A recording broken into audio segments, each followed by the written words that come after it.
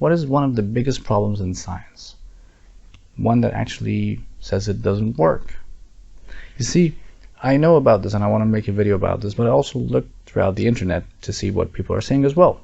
I found a lot of contradictory claims of people on the internet, like really weird. From physics forums to scientific forums to even Quora. Even Forbes bit in on that, talking about how science actually isn't real and doesn't actually lead us to truth. There are many reasons for this, and let's actually shed some light on this. First of all, scientific method itself cannot prove itself, and you'll find it in many writings of scientists and philosophers of science about how that problem is.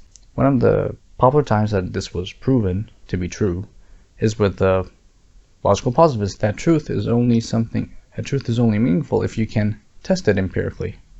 But then that sentence or statement, you cannot test that empirically.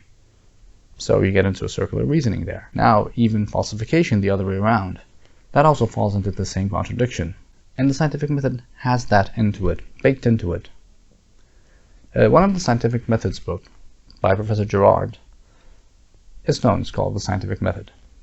You're going to find many discussions about this. So here's a few pointers that you should know. There is no actual scientific method. It's more like there are scientific methods. And even then, that's a wrong statement. But that's like the general wisdom. Looking deep into this, some people come to that conclusion. Look, I'm talking from the perspective of a Muslim at the end of the day. And I do take a stance that I believe that science does actually discover truth. Because if you look into the literature, there's a discussion between realists and anti-realists.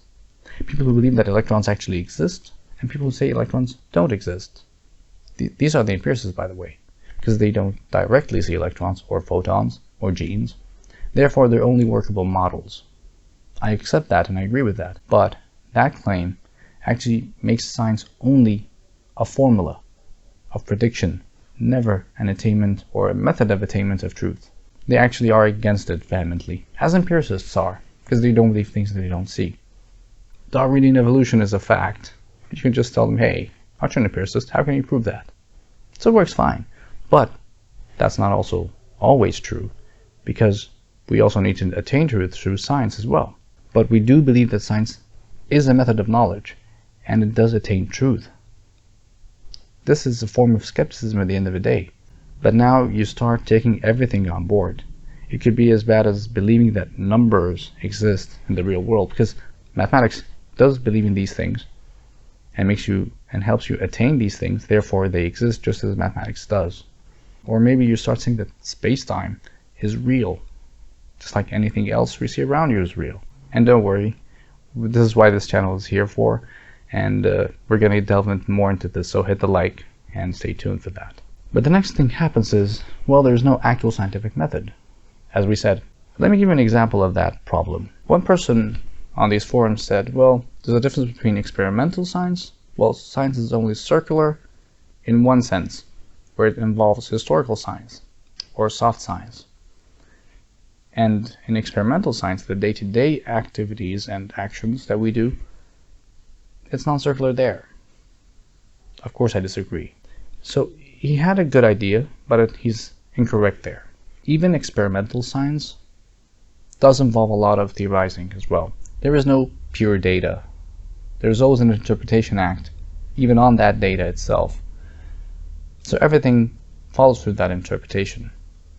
So how much interpretation needs this data to be versus a historical or soft science? Yeah, that makes sense that it would be extremely different. But still, to deny it altogether from the experimental basis, that's not true. And of course, just to point something out, experimental doesn't necessarily mean empirical or observable. That's another distinction. Something else I mentioned in a previous video, I think, about the scientific method. It starts with common sense. That's one of its philosophical understandings. How you understand the world right now is how you do science right now, and then if you reach a theory, eventually, that contradicts it, that's a logical impossibility. That's a wrong theory.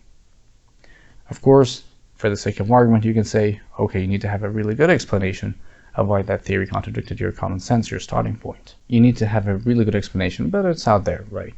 So that's not going to happen too. So he had a good attempt, but it's incorrect eventually.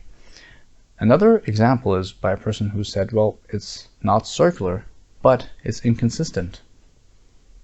That somehow is just like it's incomplete in a way, which is true, but it's still circular. You see, the scientific method itself won't have evidence to prove itself through itself, because it needs to be proven. So that process is always going to be circular. But then if he actually means that, well, you need to understand things on a more deeper level and different degrees, well, yes, and there was an example of that attempt by the person that we mentioned earlier. And that's the point of the argument here. But to say it's non-circular, it's still wrong. But of course, that person has failed it. And this person as well also failed this question because he made it all matter of degree, which is not true. There are conceptual starting points that you can't prove really. So this is just general understanding. And as Muslims, as people who want not to be affected by pop science and pseudo-intellectualism that is very vehement on the social media scene, even by prominent physicists or scientists or whatnot, we need to be very wary and understand how science actually works so we don't fall into these traps. So how do we actually solve these problems in science? Stay tuned, hit the like, and take care.